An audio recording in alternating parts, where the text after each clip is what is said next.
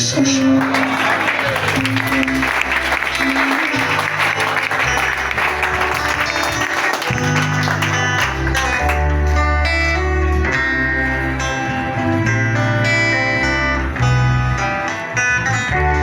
Nous saluons tous au nom du Seigneur Jésus-Christ.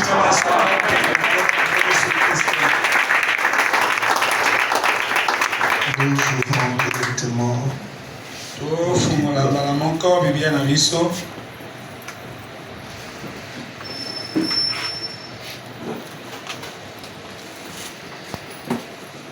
dans le livre de Daniel. Là où nous sommes en train de lire Daniel chapitre 9.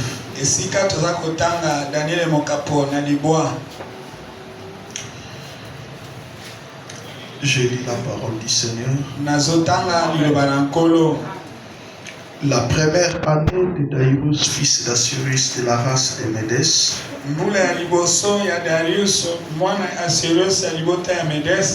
lequel était devenu roi du royaume des Chaldéens. La première année de son règne, moi, Daniel, j'ai vu par les livres qu'il devait s'écouler 70 ans.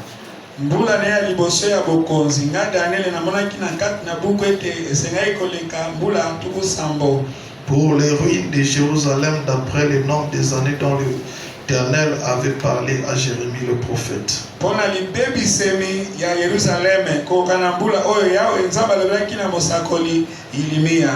J'ai tourné ma face vers le Seigneur, Dieu, afin de recourir à la prière et aux supplications en gênant et en prenant le sac et la sombre.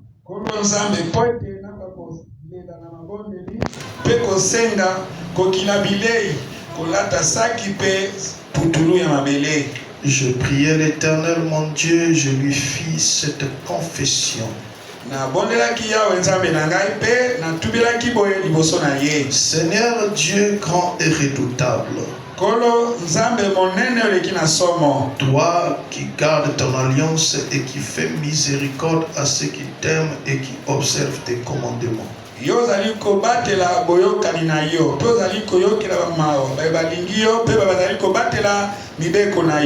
Nous avons péché, nous avons commis l'iniquité. Nous avons été méchants et rebelles, nous nous sommes détournés de tes commandements et de tes ordonnances.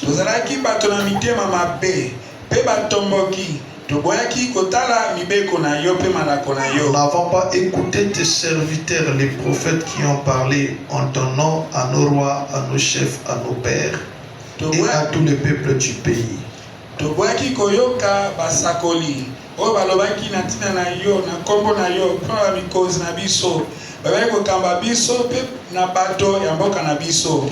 À toi, Seigneur, est la justice. Et à nous la confusion de face. En ce jour, aux hommes de Juda, aux habitants de Jérusalem et à tout Israël, à ceux qui sont près, à ceux qui sont loin.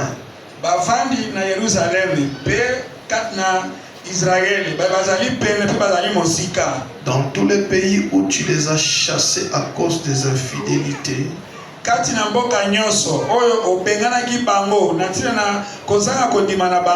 dont ils se sont rendus coupables envers toi. Seigneur, à nous la confusion des faces, à nos rois, à nos chefs, à nos pères.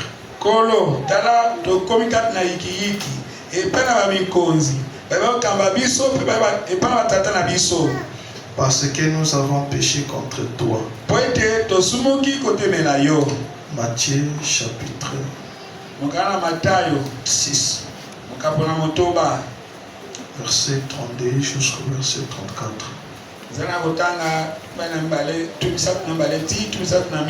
Car toutes ces choses, ce sont les païens qui le recherchent. Votre Père Céleste sait que vous en avez besoin. Cherchez premièrement le royaume et la justice de Dieu. Et toutes ces choses vous seront données par-dessus. Ne vous inquiétez donc pas du lendemain, car le lendemain aura soin de lui-même. À chaque jour suffit sa peine. Prions le Seigneur. Merveilleux, divin, tendre Père Céleste. Toi qui as l'amour au plus grand pour nous ramener encore dans ta maison ce soir.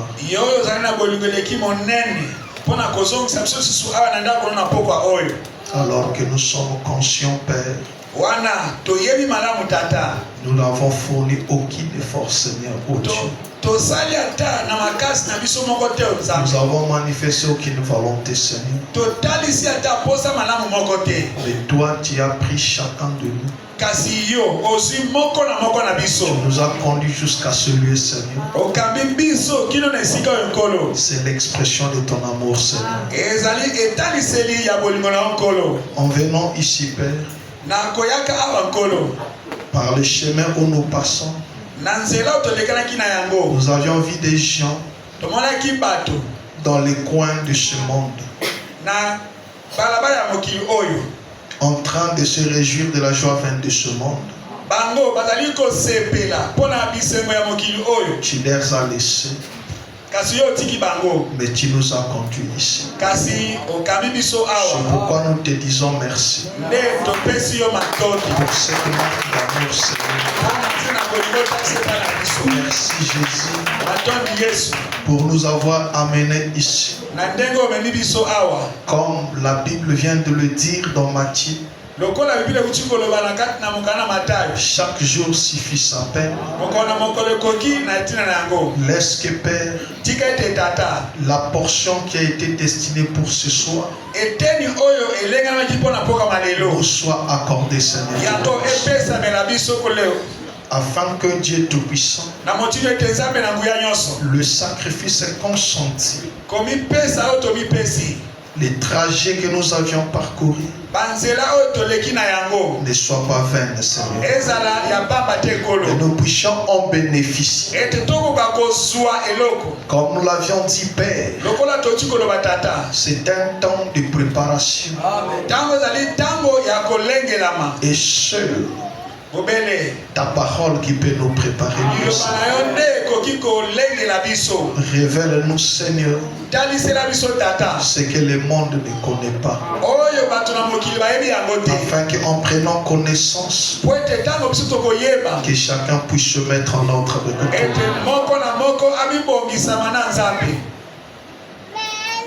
Où est moi de ton onction? Où est l'interprète? Où est l'auditoire?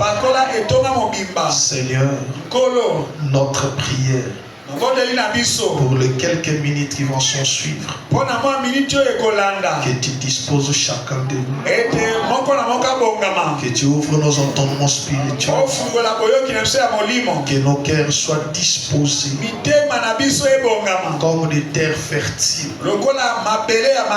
d'où la sémence de la parole tombera. Éloigne de nous toute incrédulité et toute distraction. Aide-nous, Seigneur, à focaliser nos entendements spirituels vers ta parole qui sera apportée. Une pensée vers notre pasteur. Puisses-tu l'assister, Père. Fortifie-lui, Jésus, et garde-lui en bonne santé. Nous confions toutes choses à toi. Bénis la continuité de lecture de ta parole. Et bénis ce service, Seigneur. Tout ceci pour ta seule gloire. Au nom du Seigneur et Sauveur Jésus-Christ. Amen. Vous vous asseoir. Pendant que les autres sont en train d'entrer. Matthieu chapitre 10. Luc chapitre 10. Nous prenons le verset 38 jusqu'au verset 42, là où nous sommes en train de lire.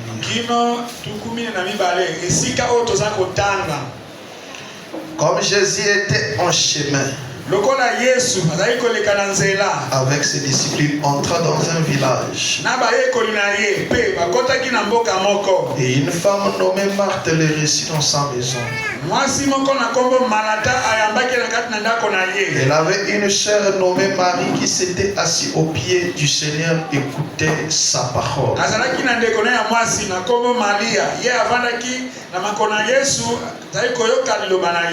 Marthe occupée à divers soins domestiques. Survint et dit: Seigneur, cela ne te fait-il rien que ma sœur me laisse seule pour servir?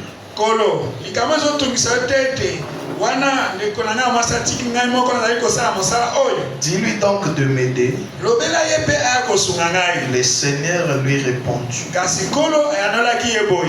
Marthe, Marthe, tu t'inquiètes et tu t'agites pour beaucoup de choses. Une seule chose est nécessaire. Marie a choisi la bonne part, qui ne lui sera point ôtée. Dieu ajoute la bénédiction à l'utilisation.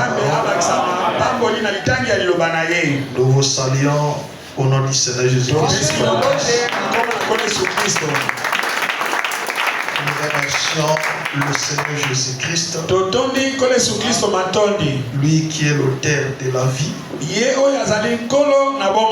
et lui qui nous a accordé ce temps de paix et de tranquillité.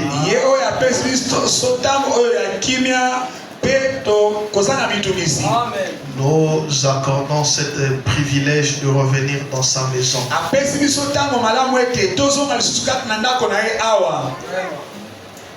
Que son nom soit loué à jamais. Nous remercions aussi notre cher pasteur pour sa marque de confiance envers nous,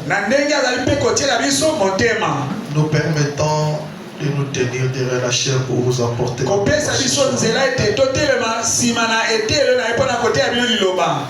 Nous remercions aussi chacun de vous pour votre présence manifestée ce soir. Vous qui a répondu à l'invitation du Saint-Esprit, non pas pour venir faire plaisir à quelqu'un, mais pour venir fortifier vos âmes.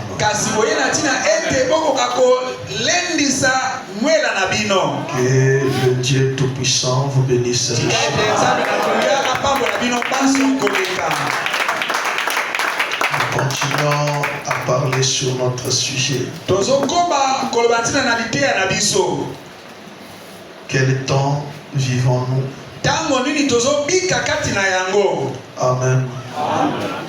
Nous entrons directement parce que nous avions tellement de choses à parler.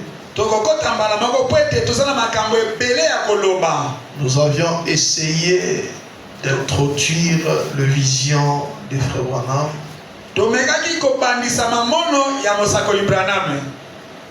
De cette vision que Dieu lui a donnée, sur laquelle il a fondé ses pronostics,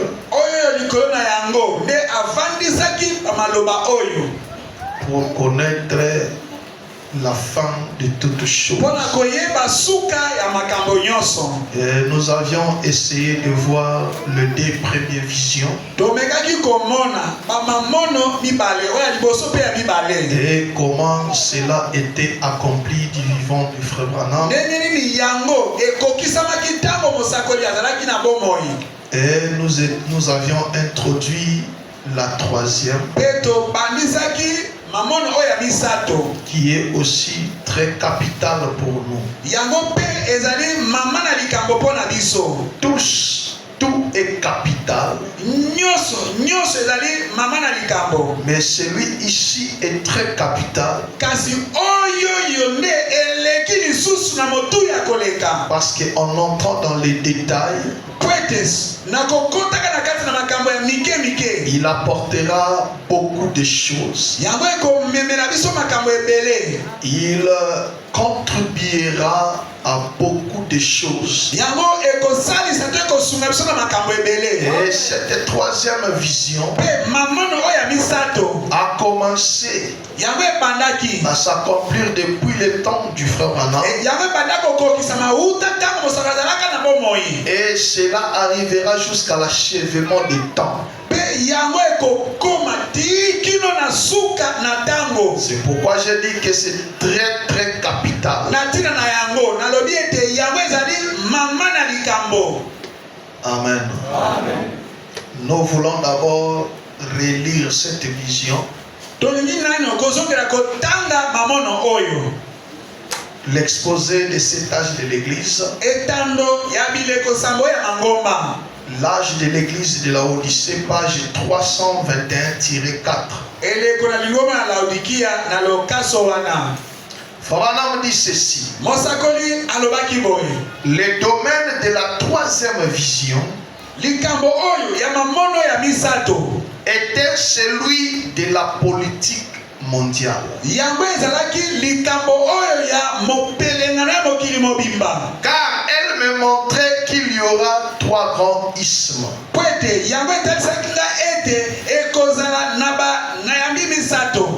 Le fascisme, le nazisme et le communisme. Mais que les deux premiers seraient absorbés par le troisième. Branham met point. Et il introduit encore une autre chose qui accompagnait cette vision. La voix m'exhortait. Observez la Russie. Observez la Russie. Surveillez le roi du Nord. Amen. Amen. Il y a d'abord les trois grands isthmes. Et il y a la Russie qui est le roi du Nord. Amen. Amen. Vous allez comprendre pourquoi je voulais montrer tous les deux aspects. En lisant Frère Branham, Frère Branham dit le communisme en Russie ne faisait que quelque chose de 1% ou 10% de la population. Ce n'est pas toute la Russie qui est le communisme. Mais c'est un pourcentage. Une petite minorité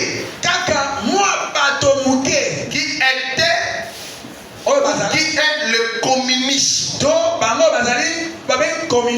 Dans d'autres brochures, Branham dit c'est un esprit du communisme qui se répand un peu partout. Qui est allé jusqu'aux États-Unis et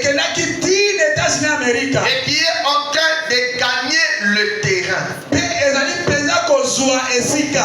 Alléluia. Amen. Mais la Russie, c'est tout un pays entier. Amen. Amen. Frère dit ceci. Israël dans sa patrie. Au paragraphe 47. Ce soir, la brochure est prêchée le 29 mars 53. Ce soir, les nations commencent à devenir des reins. Un symbole. Le jugement est tout proche. Je crois que nous vivons à la fin de l'histoire du monde. En 1953, Frère Branham donnait déjà cette affirmation.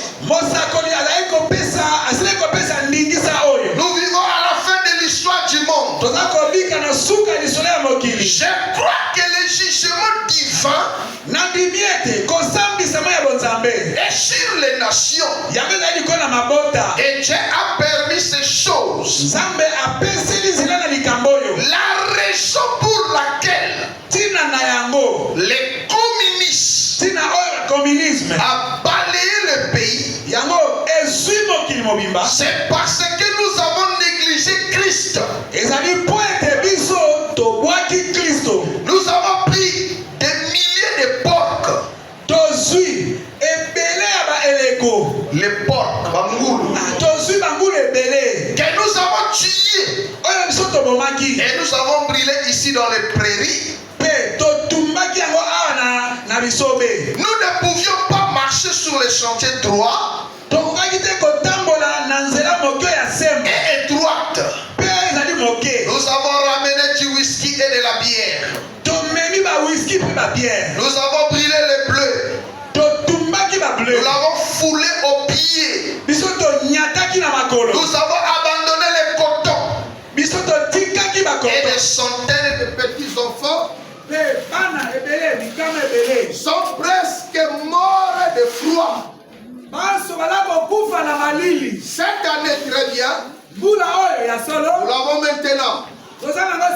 Le communisme est carrément entré. Et nous a renversé.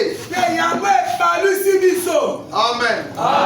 Frère Branham parle de cet esprit communiste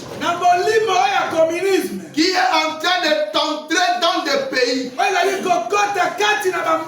Ok, nous allons comprendre d'abord ce qu'on appelle le communisme. Frère Branham dit ce communisme est né quand ils ont vu la vie et les actions de l'église catholique.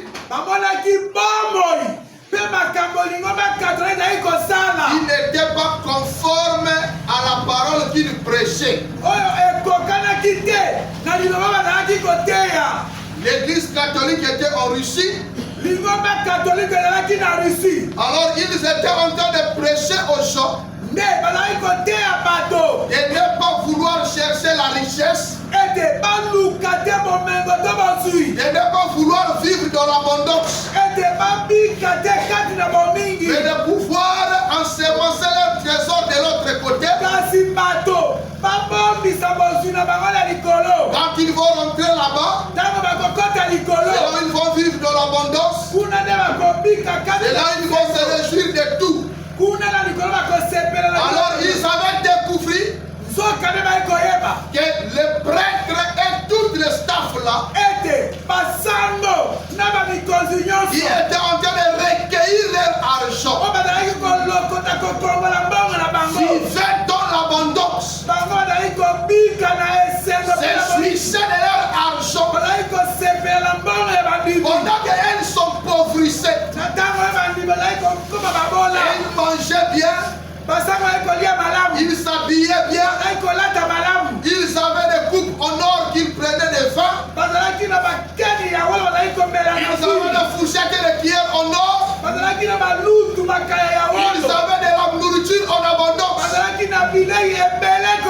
quand ces gens-là ont découvert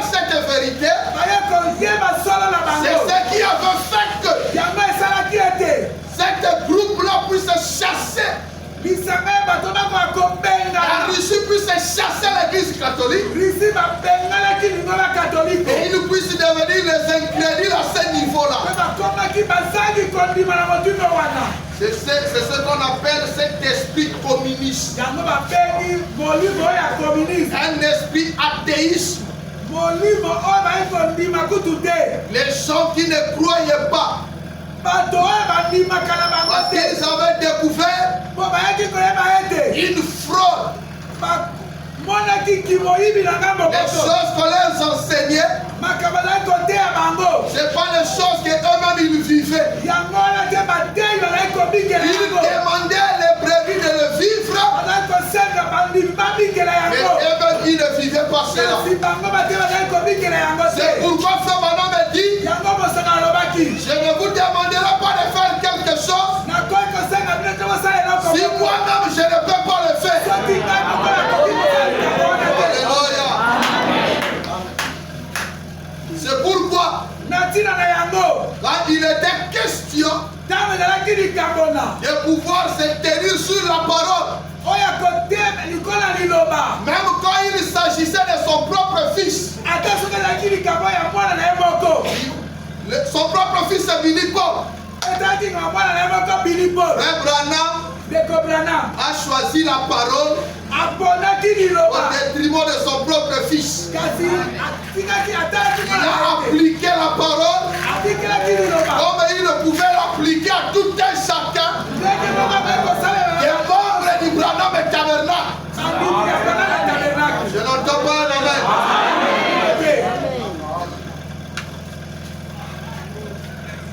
Mais la Russie, autant que nation, la voix qui exhortait a tiré l'attention. Attirer l'attention de Frère Branham de pouvoir observer la Russie. Cette nation qu'on appelle la Russie devait faire quelque chose. Et Frère Branham me dit, la Russie n'est qu'un instrument entre les mains de Dieu.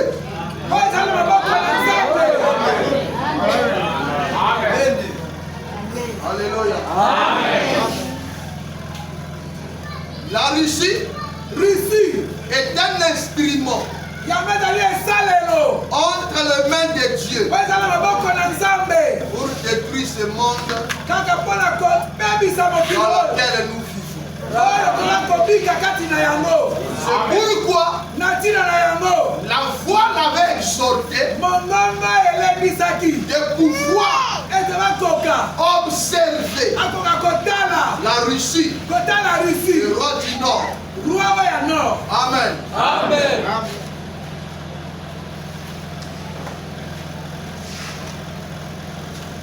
Babana me dit ceci. Dans question et réponse.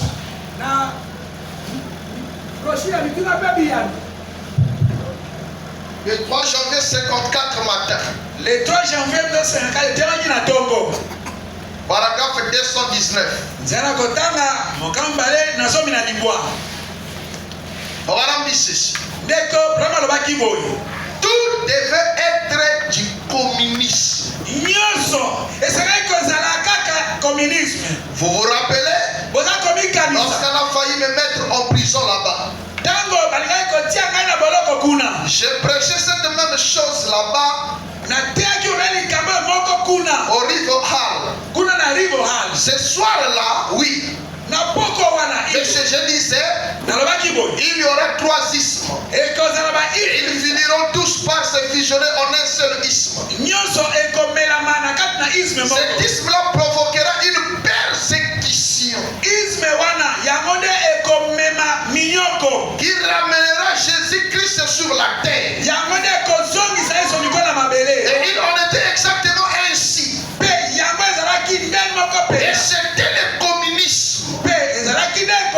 Et Hitler et le nazisme. Et ainsi de suite. Et comment ce fascisme de Mussolini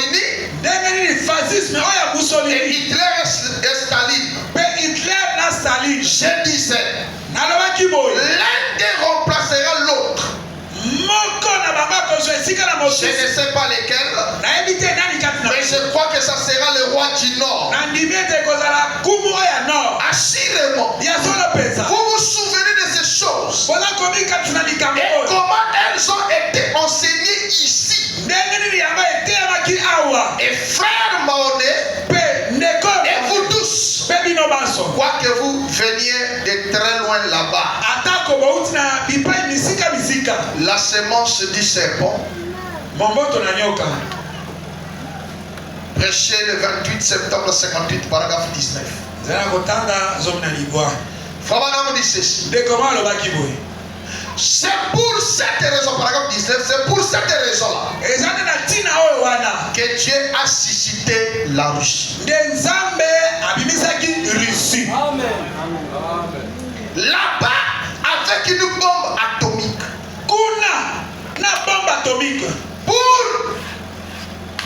Pour l'éliminer. Comme dans les déluges en temps diluvien. Quand il a suscité le nuage, certainement il l'a fait. Et la Bible le dit. La Russie en tant que pays athéiste. Athée. Est un outil pire et simple entre les mains du Dieu Tout-Puissant.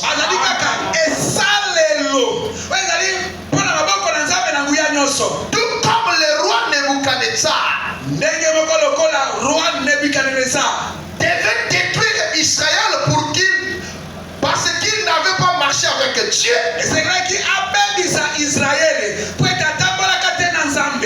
La Russie est en train de se lever pour venger le sang de l'église catholique, du sang de saint qu'elle a versé. C'est ce que la Bible dit. Elle va emporter toute la chose. Amen. La Russie, c'est un instrument entre les mains du Dieu Tout-Puissant. Rabana me dit, comme Nebuchadnezzar était un instrument. Rabana me dit, regardez, les prophètes n'étaient pas à Babylone. Les prophètes étaient à Jérusalem. La parole était à Jérusalem. Mais Dieu est parti prendre un païen pour qu'il puisse l'utiliser comme un instrument pour ramener son peuple sur les droits chemins. Et c'est la même chose qu'il est en train de préparer. Alléluia. Amen. La Russie, c'est un instrument entre les mains du Dieu Tout-Puissant.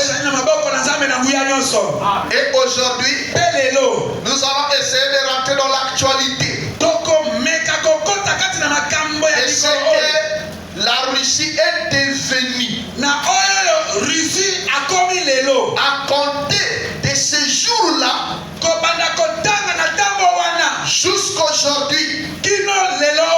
Qu'est-ce qu'il est devenu?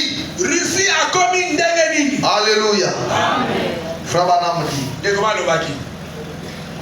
un homme appelé de Dieu, le 5 octobre 58. 5 octobre 1958. Je suis au paragraphe 167. Mais maintenant, c'est la fin de la dispensation des nations. Amen. Nous sommes des nations, n'est-ce pas? C'est la fin de la dispensation des nations. Et la Russie, les communistes, possèdent également une bombe dirigée droit vers elle. Pour y mettre fin. Ne vous en faites pas. Ça va venir. C'est ce que dit la Bible. Cela viendra avec votre nom écrit dessus. Et en une seconde, elle sera réduite en poussière. Toute la nation. Ce serait l'anéantissement total. Remarquez, c'est Dieu qui fait cela. Je sais que c'est ça. Ils ont une liberté totale. C'est une bande de païens. Mais Dieu n'a-t-il pas suscité des nations païennes pour remettre Israël au pas? Ça allait passer. La Bible déclare que la Russie et le communisme sont simplement des instruments entre les mains de Dieu pour exterminer carrément les gens de la face de la terre.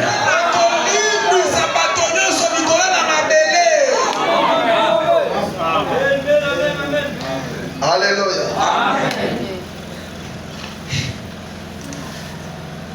La Russie et le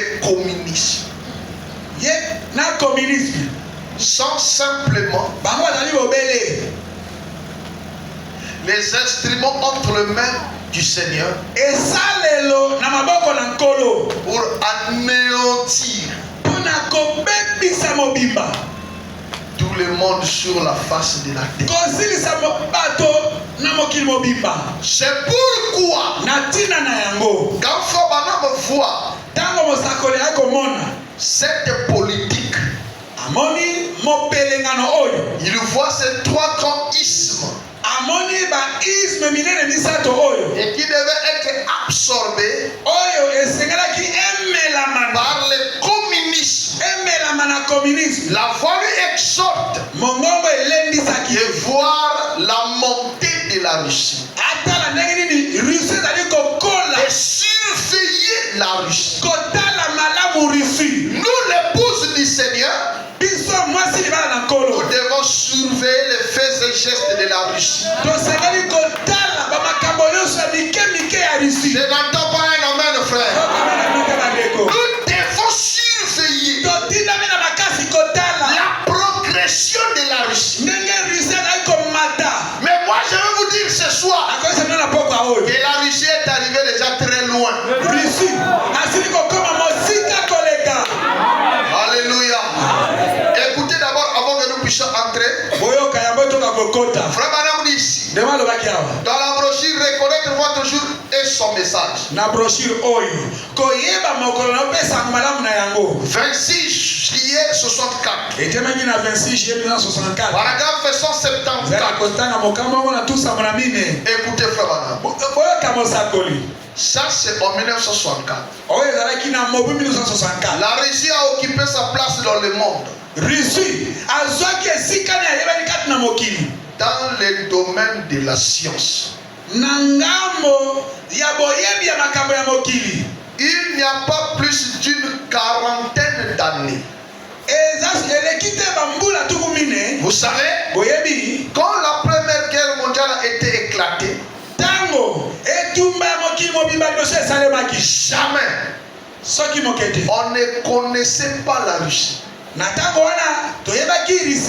Frère Roy, ce n'était qu'une bande d'ignorants, des espèces de gros Sibériens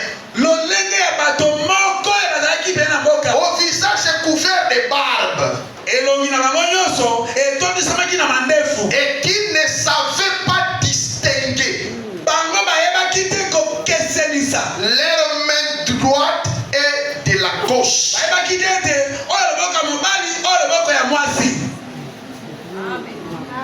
Alléluia. Frère Branham dit, la Russie après la Première Guerre mondiale, personne d'ailleurs ne les reconnaissait. Ils étaient une bande d'ignorants. Des espèces de gros Sibériens au visage couvert de barbe. Ils ne savaient pas distinguer leur main droite et leur main gauche. Alléluia. Comme je suis en train de l'insister, la prophétie ou la parole du Seigneur qui a été prononcée, aucune force au monde ne peut empêcher cela de s'accomplir. Alléluia. Frère Branham avait prophétisé sur le président Roosevelt, qui devait faire 3 ou 4 mandats. Alors qu'aux États-Unis on fait seulement 2 mandats. Et lui est l'unique président qui avait fait ce nombre de mandats. Donc Frère Branham dit, quand la prophétie est prête à s'accomplir, Dieu amènera chaque élément qui va provoquer l'accomplissement de cette prophétie. Lui-même, il créera des circonstances. Ici, nous voyons que ces gens ici étaient de faux rien. Alléluia. Mais comme Dieu avait déjà prononcé la parole sur eux, écoutez maintenant, frère Branham, c'est exact. La Russie, mais elle a reconnu sa place. Elle a dû le faire. Elle a dû le faire pour accomplir l'écriture.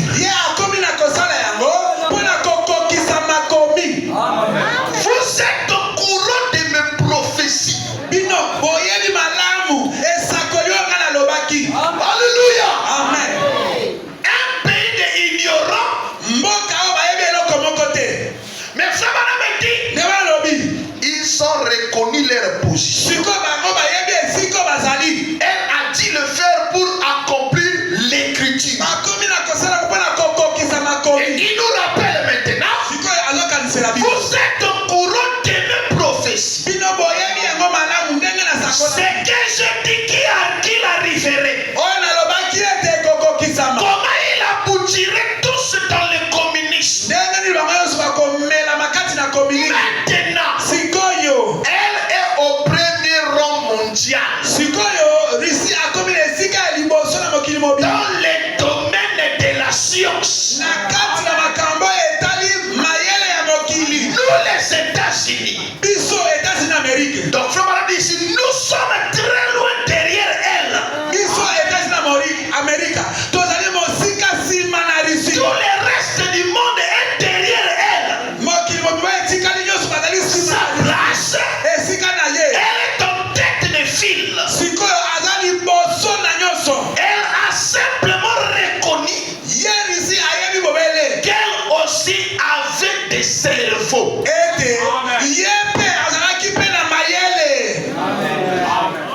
Alléluia. D'un pays d'ignorants, de la première puissance. Les États-Unis n'est plus la puissance mondiale. États-Unis Amérique yewana tende aleki makasi na mokili mobimba. Ils vivent sous la réputation du passé. Bango bazako bika kaka na lokumu bazalaka na mwana tango ya kala. Comme beaucoup de soi-disant chrétiens lokola ebele na bazali ko sala lokola bazako ndima qui vivent sous la réputation du passé. Bazobikela na lokumu e bandelio bandimela. Amen. Amen. Là les amens ont disparu. Awa ba amen elimwe. Abandine est bien. Amen banambote. Azolo baneka makambarisi. Kala ala kibaka mambo ya. Akomo kote la sous biso. Oh, amen bika, amen baka beto maintenant. Frère, Mandeko, il y a plusieurs. Ezana ebele sont de vrais et de véritables rétrogrades. Ebele bazali bazongi sima penza ya somo penza. Mais ils vivent sous la réputation du passé. Kasi ozako bika kaka na lokumu ndenge bondimela ka liboso. Qu'est-ce que la réputation du passé? Lokumu ya liboso ka ndenge nini? Leur expérience avec Dieu ebika ina bino na nzambe date de 94. Umeli kuna mo 1994. Date de 2002. Oh epanda kuna na 2002. Date de 2006. Oh kara kuna na 2006. Et quand ils sont devant des frères, tango bakoli liboso na bande. les frères vont convertir. Oh bandimi ba yesika. Et ils commencent à leur intimider. Aniko bangisa bango. Nous avions crié à Rochelle la tabernacle. Biso kondimela na Rochelle. Lorsqu'on était encore à Mandala là-bas. Akina sena mandala na kuna to banda. C'est nous des frères qui faisaient ceci. Sonde bandeko zaiko sala boyebo. Et c'est que vous avez toujours ces mêmes faits que vous aviez là-bas. Boye lelo oyo makabo bazalaka nango kuna lelo bozala yango. Amen matitalo. Oh amen yake dia kaze. Alléluia. Amen. C'est comme l'église catholique. Et comme le kola lingomba catholique. On dit ils vivent pas la réputation du passé. Bazobi keleka na lokumu ya manga bande na liboso. On nous dit nous sommes l'église mère. Oh biso ne tozali lo. C'est nous l'église universelle. Mokili mo. C'est nous la première église. Biso lo samba liboso ya bato. Il y a longtemps elle était tombée il y a longtemps. Ne akoya kala kala.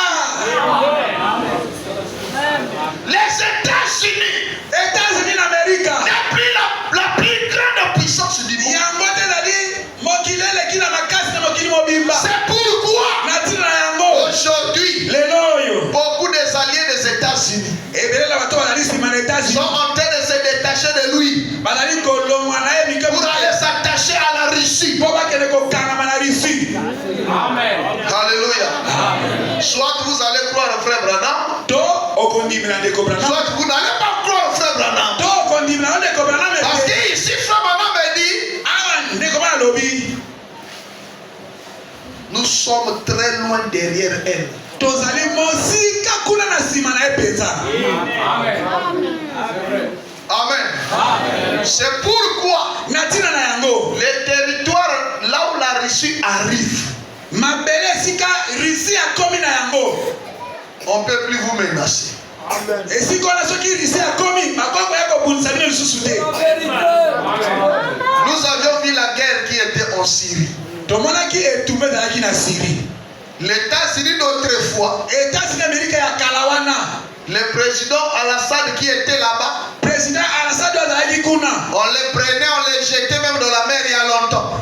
Bazali kozwa babwaki na mai. Mais comme c'était l'ami de Poutine, Lokola yazalaki moninga ya Poutine. comme Poutine avait ses intérêts là-bas, Lokola Poutine azalaki na balitomba le kuna na kati. la Russie a menacé les États-Unis. Russie atungizaki Il a menacé la France. atungizaki France. Et ils n'ont pas pu enlever le monsieur. Bakokaki te kolongola bali oyo. Alléluia. Amen. Aujourd'hui, Lelo oyo dans le domaine scientifique, na ngambo ya mayele ya makambo na mokili. la Russie est en tête. Russie ye Frère Branham dit, nous allons nous rendre compte que la Russie nous dépasse déjà de 5 ans.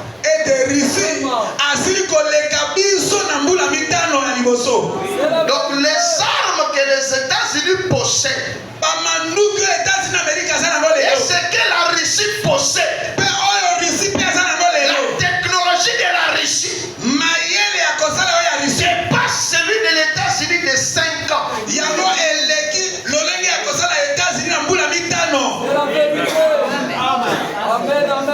Je vais arriver à lire ça. Alléluia. Amen. En d'autres termes, c'est la Russie qui est la plus grande puissance mondiale actuelle.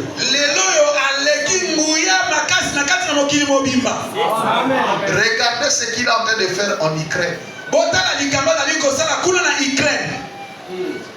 Alléluia. Amen. L'OTAN n'a pas pu faire l'intervention.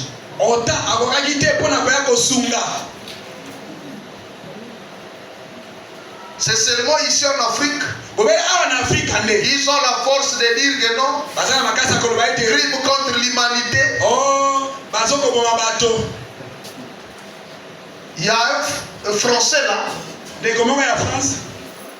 Il avait même postulé. J'ai oublié son nom. Il était quelqu'un de radical aussi. Maintenant, quand on a dit que faut qu'on lance un mandat d'arrêt de la Cour internationale pour arrêter Poutine. Maintenant, les Français là, on l'interviewait. Il disait, on peut lancer le mandat. Mais qui ira l'arrêter, c'est ça?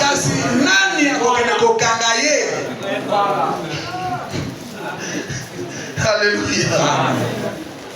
Aujourd'hui,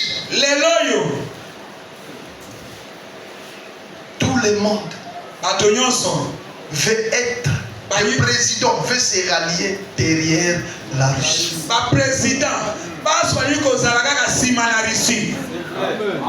Alléluia. Le monsieur là de Burkina, Traoré, s'il a maintenant un peu de la paix là, parce que Vladimir l'a apprécié. Mais avec tout ce qu'on cherche à le faire là-bas, et le monde tremble à une seule décision de la Russie. C'est pourquoi Frère Branham dit, ce sont des instruments entre les mains de Dieu. Nous n'allons pas seulement acclamer le progrès qu'a fait la Russie, mais c'est un signe indicateur. Nous montrons que au fur et à mesure ce monsieur monte, sa technologie monte, la terre est en danger.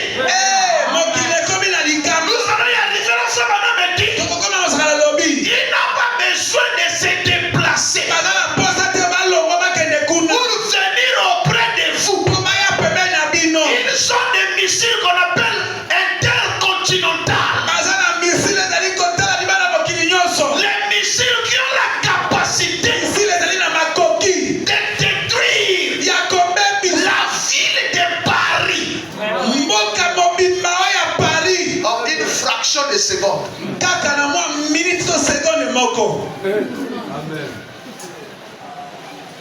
Et Frère Branham dit, ce sont des païens, les athées et les buveurs. Et ils ont leur whisky à eux qu'on appelle le vodka. Whisky na bango benga ngo vodka. Frabana nous a donné tous ces détails. Mosakoli alobel biso na kaboyo so mike nyonso. Il dit il suffit. Et c'est quand il va bébé. Quelqu'un qui va prendre un verre de plus. Tango mutu moko ko mena fere we legi. Alléluia. Amen. Tu es pour toi assis ici. Oh, ofani no kakao. Quelqu'un là-bas il a vu. Moto moko na meli ya eleki. Na mela susu. Diga mo buela diaka. Tu es baluki. Yi tu me baluka. Il dit bon. Maintenant. Les Américains là aussi à longtemps. Bantu na Amerika yo e umeli trop. Ala beti kaka. Il appuie le bouton. Ao tialo kana bouton tan. Frabana m'a dit. Ne wa lobi. Pendant que les Russes Na tango batona faisaient leur bombe Sputnik, tabali ko sala bombe na bango abengi Sputnik. les Américains aussi faisaient les Sputnik.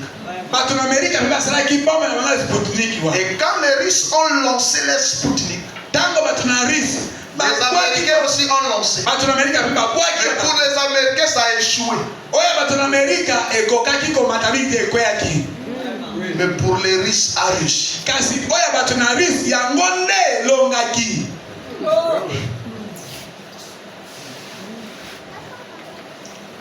Fabalam dit, Dewa lobaki. paragraphe 177, toujours la même brochure. Bobena brochure oyo moko.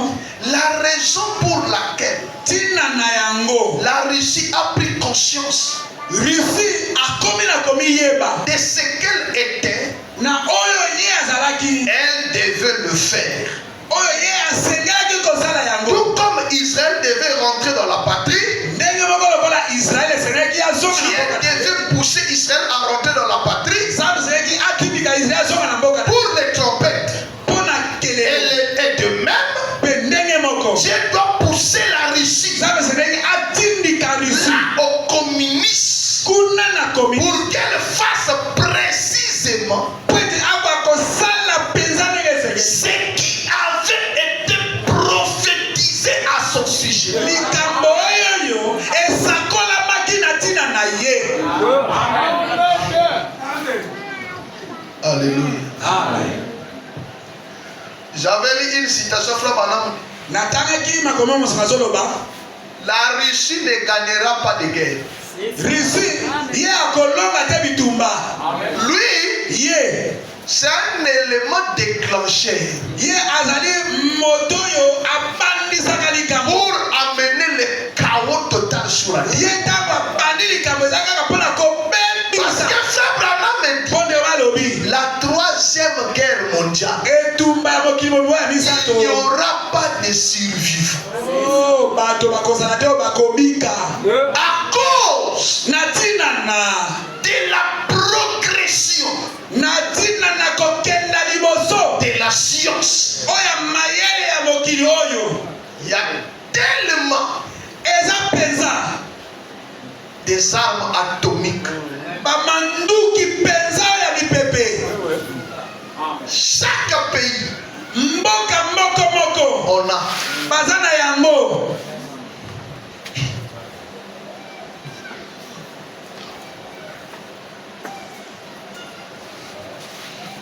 Les invasions des États-Unis.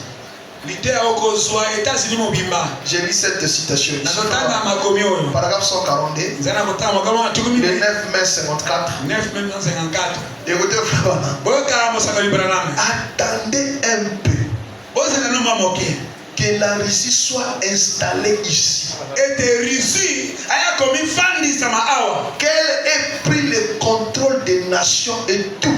Pe yesikoyo azwi bokonzi akomi kotala mabota nyonso. Comme ça, ainsi que ce pays, Na bongo mboka oyo. à cause de son état rétrograde. Na ntina na lolenge ya kozonga nsima. Et vous verrez ce qui était vrai et ce qui était faux. Nde bokomona oyo ezalaki ya solo mpe oyo ezalaki ya lokuta. C'est juste. Eza ya solo. Vous verrez si votre religion tienne portera de fruits ou pas. Bokomona soki losambo na bino ya malili ya moto te bino te kozwa ekopesa ye yano.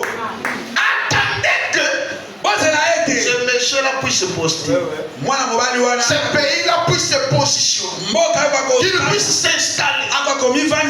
Aujourd'hui, il fait loi. Amen. Alléluia. Amen. Quel président qui va se rivaliser avec lui? Il a même dit à la Chine, si vous attaquez l'Inde, parce que la Chine est derrière le Pakistan. Il dit si vous attaquez l'Inde, vous soutenez le Pakistan. Moi je n'hésiterai pas de vous attaquer. Il a formé son truc qu'on appelle les BRICS, à laquelle beaucoup de pays sont en train d'adhérer. Ils forment déjà comme un bloc là.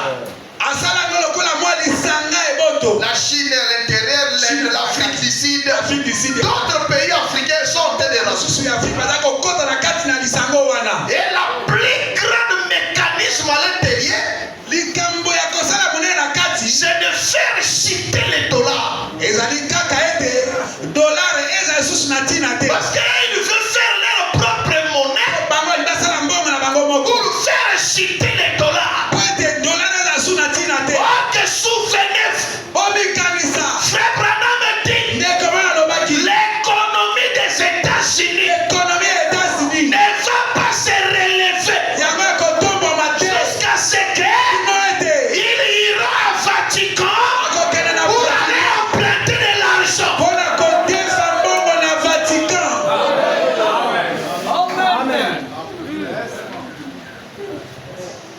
Et toi tu vois tout cela.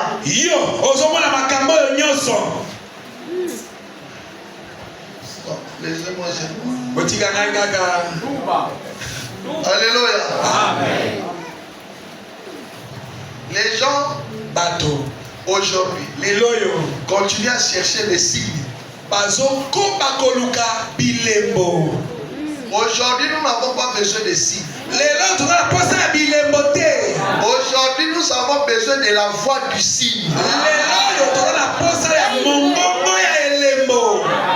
Nous avions déjà eu les signes. Alléluia. Amen. Frère Branham dit les signes principaux dans un âge donné, ce n'est pas le miracle, ce n'est pas le tremblement de terre, mais les signes principaux dans un âge donné, c'est un prophète. Et un prophète, en étant un signe principal, il y a une voix. Chaque véritable signe doit toujours laisser une voix. Et quand le signe n'est plus, nous allons commencer à voir la voix du signe. Qu'est-ce qu'il avait dit pour l'église? C'est pourquoi ça m'a dit beaucoup de gens, quand l'enlèvement sera déjà passé, ils vont commencer à dire, mais quand est-ce l'enlèvement? Alors qu'on avait dit que telle et telle chose devait arriver après. Et ça sera trop tard, l'enlèvement était déjà passé. Et Branham, autant que les signes principaux, le véritable signe de cet âge, il a laissé la voix. C'est ce que nous sommes en train de voir.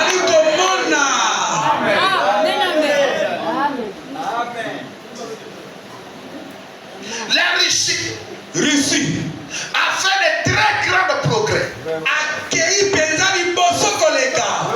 les États-Unis sont devenus derrière.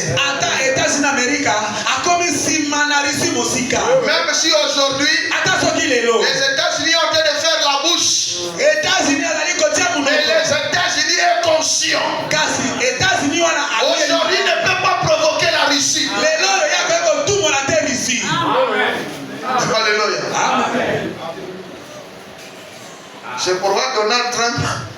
Donald Trump.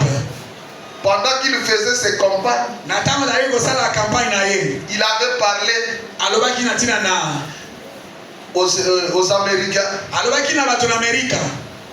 Il dit si vous laissez ces gens ici, donc l'équipe de Joe Biden, il dit ils vont provoquer la 3e guerre mondiale. C'est pourquoi moi je vous exhorte que nous puissions ramener Dieu aux États-Unis.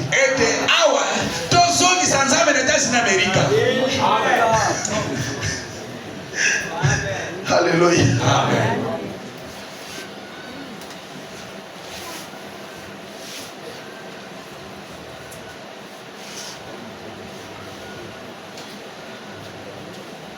Famano dit dans la brochure, les appeler à sortir. Le 9 janvier 58.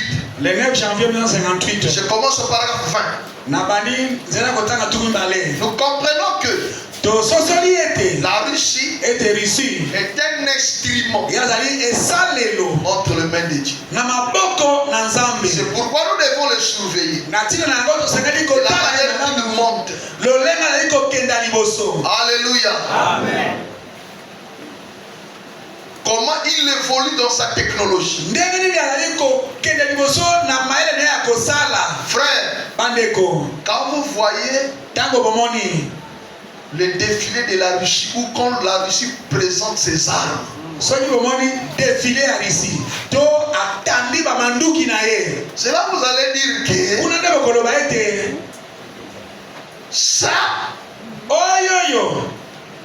ça explose.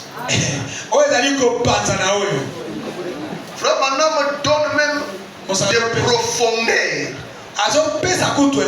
Il dit que même si vous creusez, vous cachez en bas, cette bombe-là va détruire jusqu'à des profondeurs. Il donne des kilomètres que ça va creuser.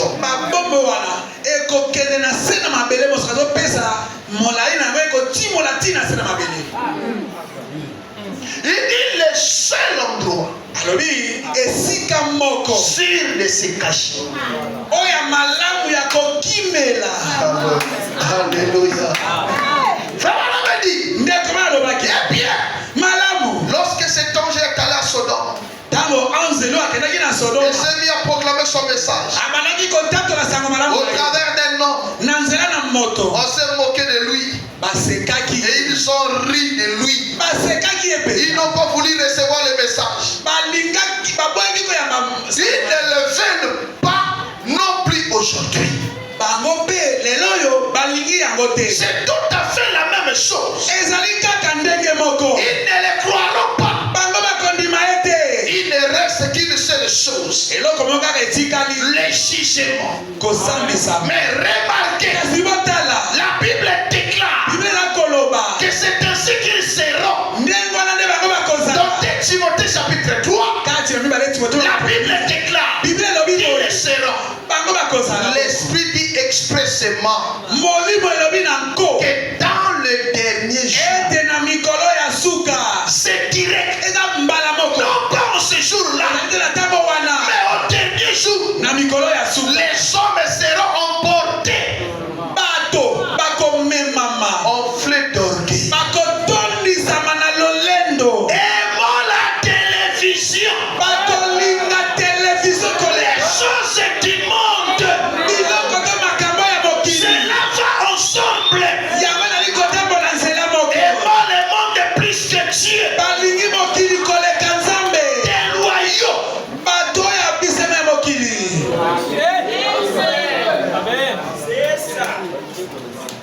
Il y a même des chrétiens qui sont maintenant fatigués de communier le mercredi, le vendredi et le dimanche.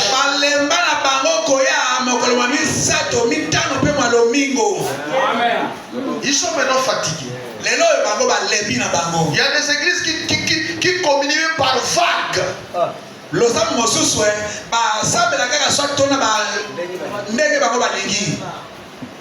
Amen. Amen.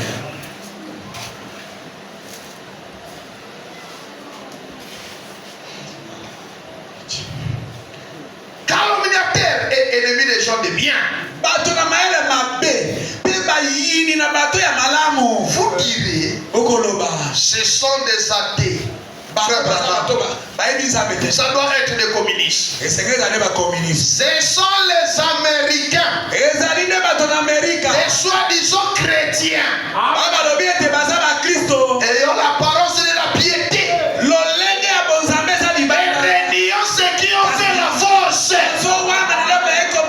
Le surnaturel de l'évangile. Éloignez-vous de ces sommes-là. Éloignez-vous de ces sommes-là. Il y en a parmi eux qui vont dans des maisons en maison avec des associations et autres qui captivent des femmes d'un esprit faible et borné, chargées de péché, agitées par des passions de toute espèce, avec toutes sortes de fêtes. Et ils disent, mon église pratique ceci. Et nous passons beaucoup de temps, mais pas de temps pour chercher le Saint-Esprit, la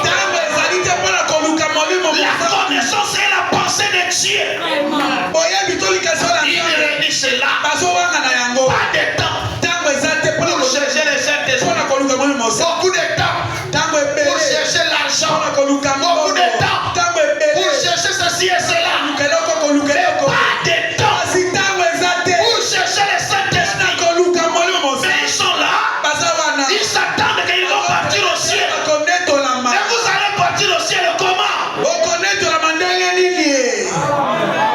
Les tickets pour partir au ciel, c'est le Saint-Esprit.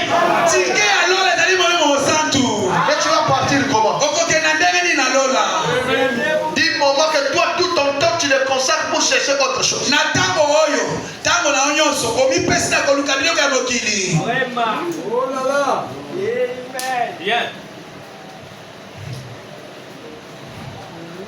Amen. Frère, la Russie est en train de monter, frère. Ça ne doit pas être un slogan. C'est un avertissement sonore. C'est un point d'indicateur. Amen. Mais, page 21. J'aimerais que vous considérez l'autre Noé. Aussi, avant que la pluie soit jamais tombée, avant qu'une seule goutte d'humidité descende des nuages du jugement à venir, comme nous l'avions lu hier soir, je crois vraiment que par l'évangile, nous voyons l'écriture sur la muraille. Je pense que tout celui qui a le bon sens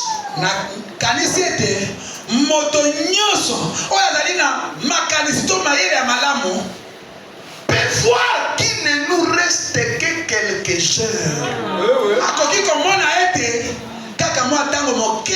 Et peut-être que celle-ci est la dernière.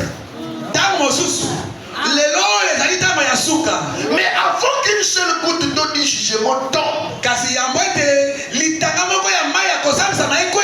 Noé était entré dans l'arche. Abraham n'a-t-il pas dit à l'ange,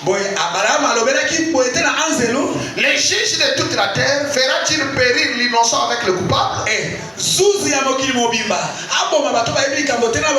Certainement pas. Les juges de toute la terre fera justice. Et remarquez, avant qu'une petite flamme de feu tombe du ciel, Lot était sorti de Sodome. Jésus a dit, ce qui arrivera du temps de Noé et du temps de Lot arrivera de même à la venue du Fils de Dieu. Et si l'écriture est sur jugement est proche, à quel point l'enlèvement de l'église est-il proche? À quel point cela est-il proche ce soir? Pensez-y. Noé entra dans l'arche pour sa sécurité. L'autre est sorti de Sodome. L'un est sorti, l'autre entra. De quoi cela est-il le type? Lorsqu'on met tout ça ensemble, c'est le type de l'église. Sortant du monde pour sa sécurité et entrant dans l'arche de Christ pour aller dans la gloire. L'un sorti, l'autre entra. L'un sorti pour échapper, d'être détruit avec le monde. L'autre entra dans l'arche de sécurité. Christ est l'arche de sécurité. Et ne l'oubliez pas. Avant que le jugement des graines de feu et de ténèbres ait balayé l'Égypte,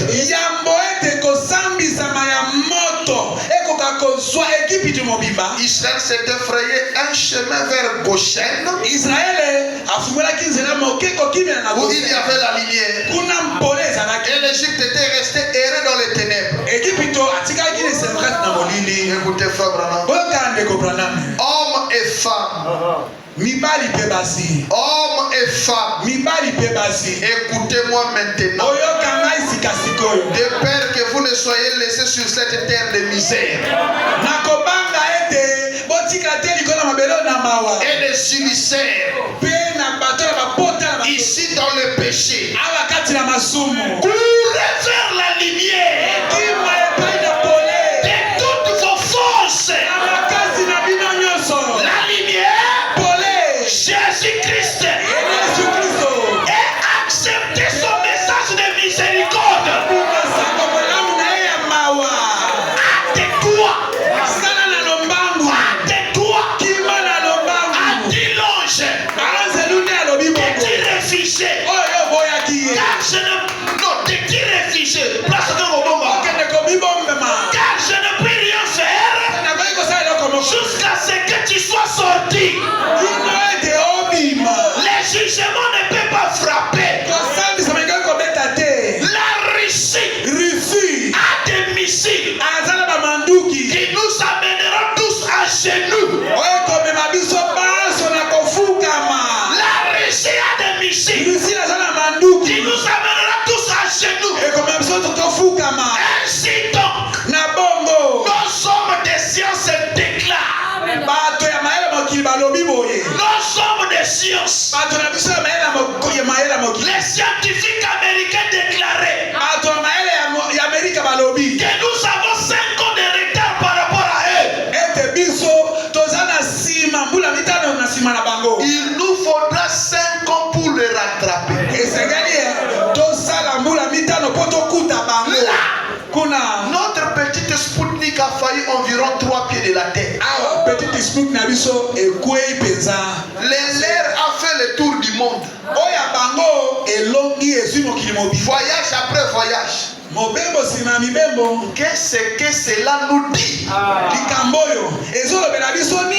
C'est Dieu qui dit à son église: hâte-toi de t'y réfugier. Quand nous voyons la Russie monter tel qu'il est en train de monter, n'acclamons pas seulement. Frère Branham dit, c'est Dieu qui nous dit de nous hâter de se réfugier en Christ.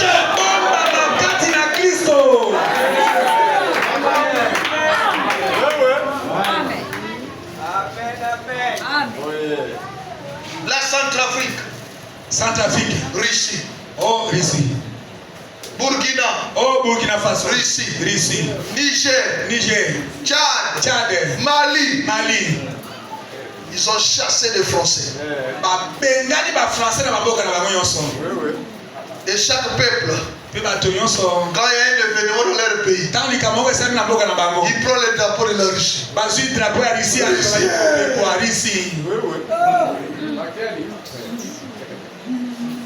Quand toi tu vois ça, c'est Dieu qui te dit. Hâte-toi de t'y réfugier.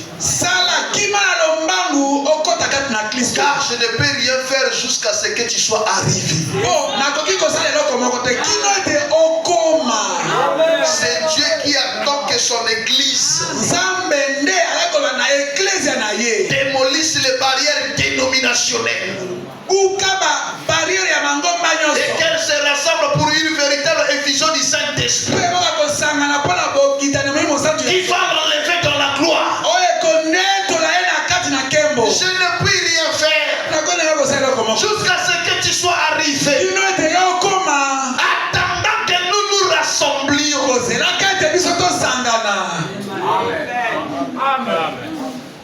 Mais contrairement à ce que nous voyons, Frère Branham dit, quand les États-Unis essayeront de rattraper les 5 ans de la Russie, la Russie sera à 10 ans.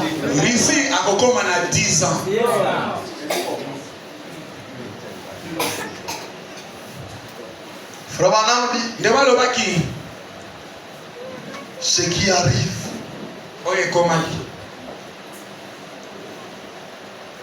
c'est pathétique. Après que toutes ces choses que nous voyons, au lieu que les gens soient en fait, il y a quelque chose qui s'introduit dans l'église. La mort spirituelle.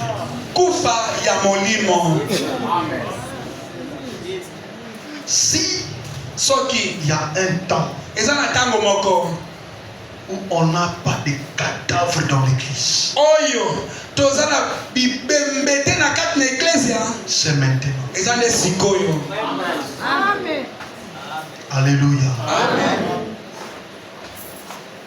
Là où les gens, sans raison quelconque, se plaignent de rester à la maison. Ils peuvent venir. Attendez, je vais terminer avec ça.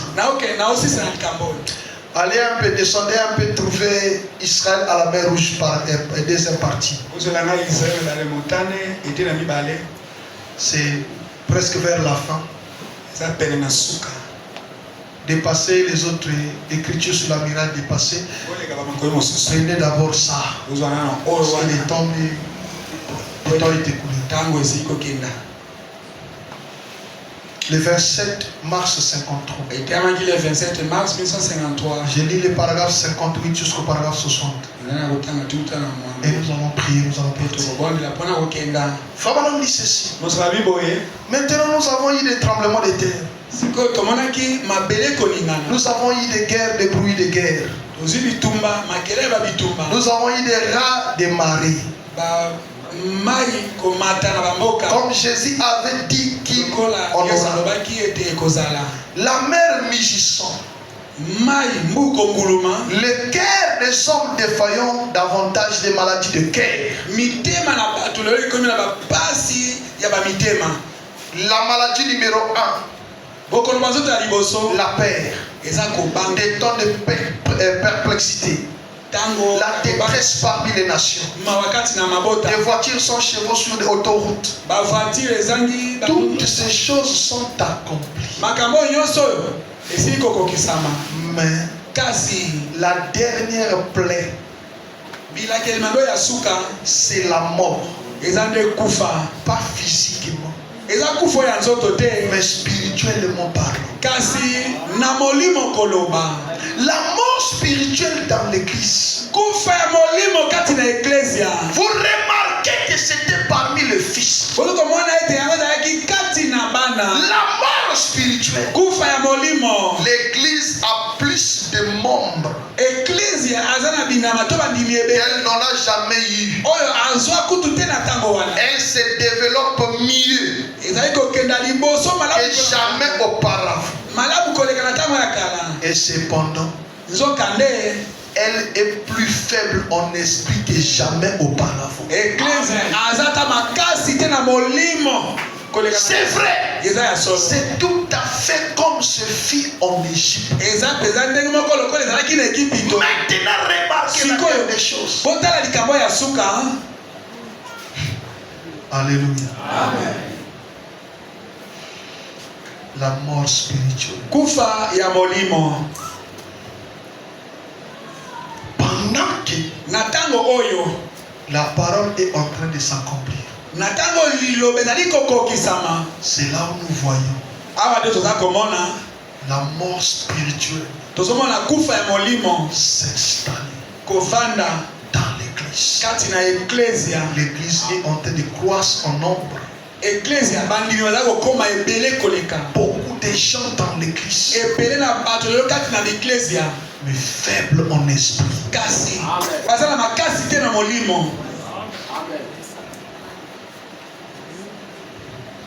C'est un bon signe. Quand les gens ne s'agitent pas, ils méditent. C'est là où les gens dorment de 21h jusqu'à 7h du matin, comme un bois sec. Il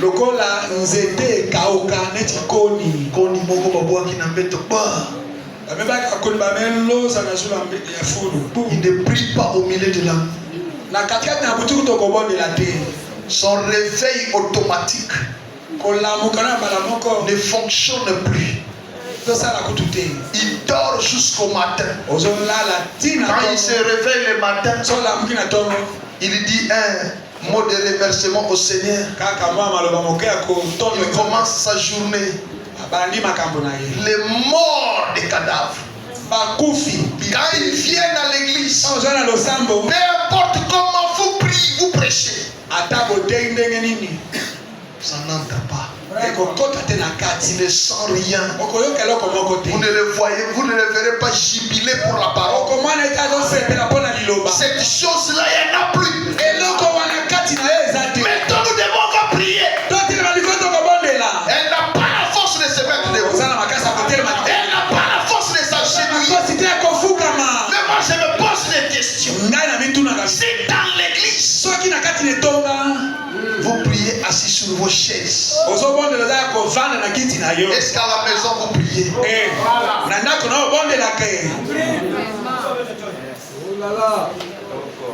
Frère, nous chantons, les nations se disloquent, Israël se réveille, les jours des gentils sont comptés, les signes et les produits s'accomplissent. Alléluia. Nous les chantons. C'est le temps. Et nous devons lever les yeux, voir le temps de notre rédemption. Mais les gens sont en train de mourir spirituellement. Pour trouver quelqu'un qui te prie même 15 minutes, ça devient un problème.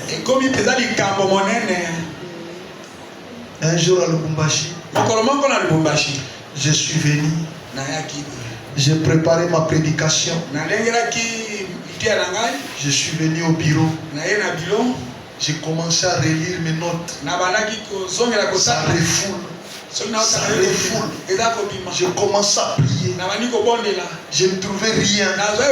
Après un moment, l'esprit me dit prends tel psaume, prends telle citation. Je suis monté. J'ai lu le psaume. Que chacun prenne sa position. J'ai commencé à chanter. Prions le Seigneur. Je suis descendu à la chaîne. On a pris 45 minutes, je monte. Les gens avaient les yeux fermés. J'ai lu première écriture, citation, deuxième, on a encore prié. Mais il faut écouter. Comment les gens étaient fâchés contre moi. Oh! Mais il devait nous annoncer. Donc,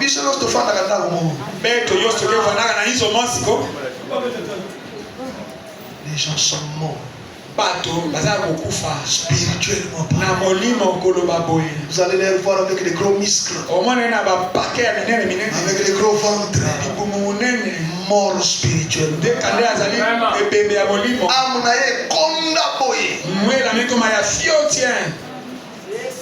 Frère, Frère Branham dit, quand vous les voyez, à défaut pour vos refuges. Le seul refuge, c'est en Christ. Amen. Nous allons nous tenir. Nous allons continuer ça. Il y en a encore beaucoup de choses à parler sur cette troisième mission. Avec vos têtes inclinées. Merci Jésus, merci Jésus, merci Jésus, merci Jésus, merci Jésus.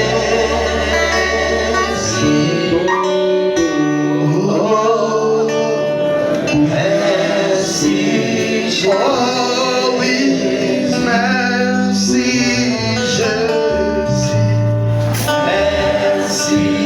Jésus.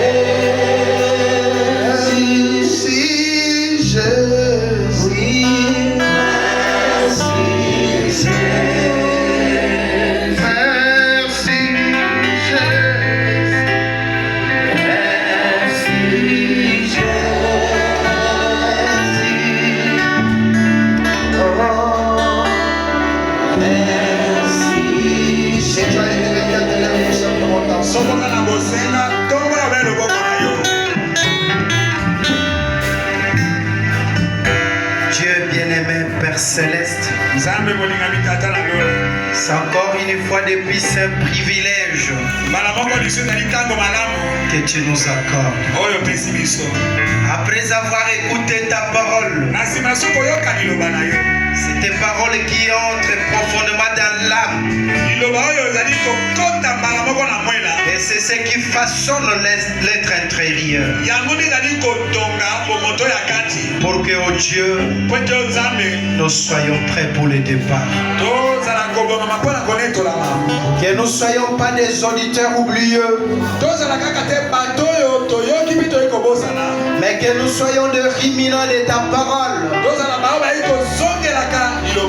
sachant que le temps n'y est plus. Seigneur, quand toi tu fais des oracles, quand toi tu fais des prodiges, quand toi tu fais des merveilles, cela dépasse l'entendement humain, cela dépasse la compréhension humaine, à tel point que l'homme manque de paroles à te dire. Mais les chrétiens qui est reconnaissant ira simplement dans son cœur. Merci Seigneur Jésus. Merci pour le message de l'heure. Merci pour William Branham que tu nous as envoyé. S'il n'était pas venu, oh Dieu, nous serons comme tout autre païen. qui meurent soi-disant dans leurs églises. Dieu bien-aimé, que cela ne nous donne pas la peur, mais que cela puisse réveiller nos âmes afin de faire l'inventaire de notre vie, pour que nous soyons ajustés à la pyramide, pour que, oh Dieu, nous ayons les éléments d'éléments qui est Christ le grand aimant, pour que quand il descendra pour enlever les siens, que nous soyons trouvés dignes. Seigneur, encore une fois de plus, merci. Bénis encore ton serviteur. Bénis les dîmes et les offrandes. L'œuvre de main de tes enfants. Bénis chacun de nous alors que nous rentrons. Comme tu étais venu avec nous, retourne aussi avec nous. Alors que nous le demandons par la foi. Mais elle alerte dans notre cœur pour l'observance de ta parole.